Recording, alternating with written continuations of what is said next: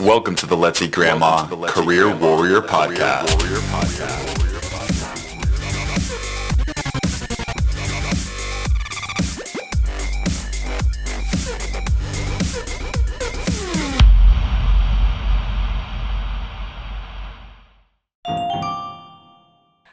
If we're looking into the resume step, that's actually a little bit harder.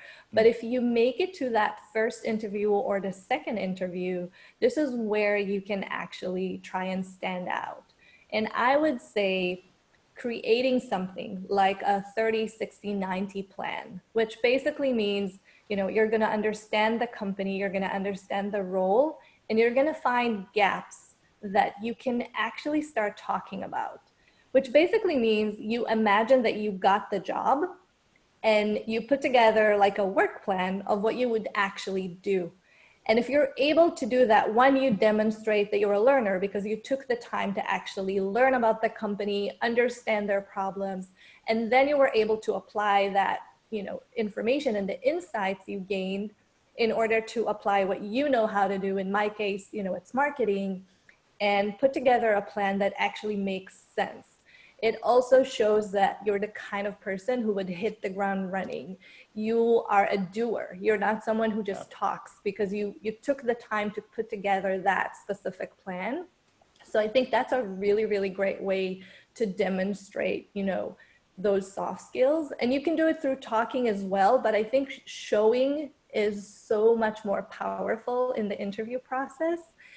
And, if you really need to gain that opportunity and you need to even get yourself to the interview stage, I would say create a value validation project, which is quite similar to the 30, 60, 90 plan. It's just not as elaborate. So, if you don't know if you already have an interview, you don't want to spend 20 hours necessarily creating that huge plan, but you can create a smaller project. So, if I was, let's say, a data scientist, then I would go and gather all the information I can about a company. I will try and come up with some insights as to their customers, their markets, something interesting, and then send that to the hiring manager. And again, just having the mindset to actually think about that, take action, take the time to actually be mindful about them and do something for them. I think that really demonstrates those abilities and those soft skills. Let's give an example for some of our listeners right now about what some of those soft skills can be. Yeah, so the book actually has 10 soft skills, and it starts with having an owner's mindset. And it's a really nice way of saying you are not only focused on your own job and your own kind of narrow point of view, but rather you think like an owner. So you look at the bigger picture, you think about the company as a whole, and you believe that your goal is to make that company successful, not just do your job. And it's the first skill in the book for a reason, because it's the basis for everything that comes after. And it's a little bit challenging to adopt that mindset, because it's very hard for us to make a concession or, to do extra work now. Unless you're an owner of a business, like we. Of course, and then you don't have a choice. But when you're an employee, it's a little bit harder, because the actual reward will not happen immediately. It's going to happen, months or years in the future, because you will be able to build yourself up and, grow within that organization. So I think just having that mindset, having that ability to ask the right questions, to really focus on what's right for the company and not just what's right for you right now. It's the ability to think about the day-to-day and the execution and always want to do your best, but also being able to take a step back and think, about the bigger picture and the 30,000 view point of view, because you need to understand how all the parts come together. If you're only focused on what's happening right now, you're not going to be ready for next year. So you have to kind of go back and forth between those two. So we talk about it may be more long-term in terms of the benefit I might get from having that owner mentality. But why, why would I want to have an owner mentality? Like, what kind of return could I get if I am putting in 110% by really caring about every little detail and things like that? From my experience, what happens when you start having that point of view is you start noticing things that other people can't see. You start seeing how different departments work together. You start seeing how the business operates. And it really allows you to find opportunities for growth. And not just on a personal level, but also from a career perspective. You start finding problems that you can fix. And when you fix a problem, you actually learn a new skill and you can, add something to your resume, but it also positions you, as the kind of person that a company really wants to employ and retain for the long term. So I think, it mostly allows you to have a very different perspective, and that perspective opens doors for you. I love that. That makes a lot of sense to me. And it's easy for me to think right now because I've been an owner for the last 5 or 6 years. So like every little thing counts, and it does come back to pay dividends. But, I think from the perspective of someone who just is working for another company, I can see some people, not coming from that approach necessarily, but showing them the benefit of that, how you can take control and end up reaping the rewards of your hard work really makes a big difference.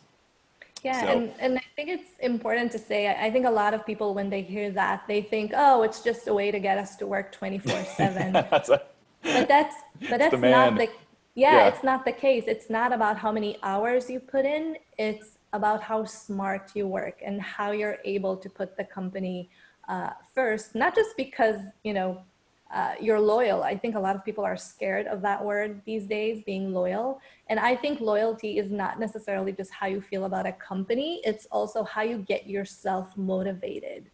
And when you care for the company you work for, your days are that much better. You have energy, you have motivation, Oh, and you keep yourself going for yeah. yourself so that you can find more opportunities, so that you can grow personally and professionally.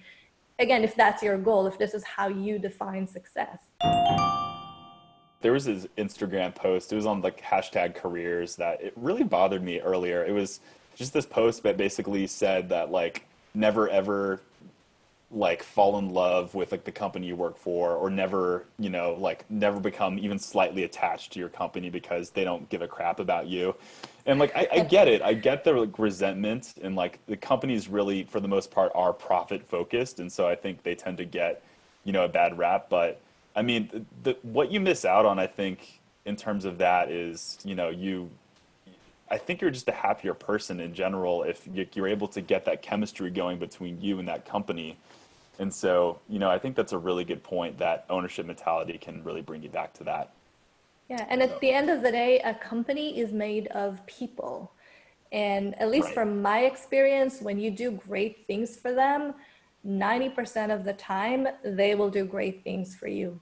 It doesn't always work. Some people are not great. And, you're going to have to decide whether or not you want to stay with a company that, where you're not treated fairly or well. But for the most part, you're talking to people, and if you do great things for them, they will reciprocate. How would I use the principle of full accountability to just make a better situation out of this? I think you actually need to use a few more skills to turn this situation into something a little bit better. And let me start by saying, if you're miserable at work and you have the privilege of going somewhere else, do that. You don't deserve to hate your job. We spend so much time at work. It does not make sense for you to be miserable. Now, obviously, I'm not saying quit the minute something goes wrong. If you tried and it doesn't work and you did your best, this is when you start thinking about your next move. Okay. But if you don't have that privilege, and you need to put food on the table and you need to get that paycheck, I would say the shift starts in your head. So first and foremost, I would try to find a way to fall in love with what you're doing, whether it's your specific profession, whether it's the product or the company you work for, or the industry. And if you can't find joy with the people around you. Maybe the product itself, you know, is exciting for you. Maybe it's a topic you care about. Maybe the industry is growing and you see a future within that industry. So you're going to use your time with the company to gain more skills.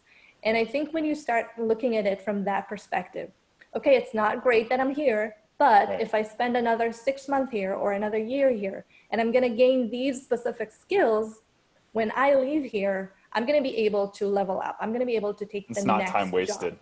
Right. Yeah, it's not time wasted. So instead of coming every morning and just hating what you do, you know, think about yourself and your career and try to imagine how taking that extra work and doing more is actually setting you up for success in your next role. At least for me, I find that it's just motivating.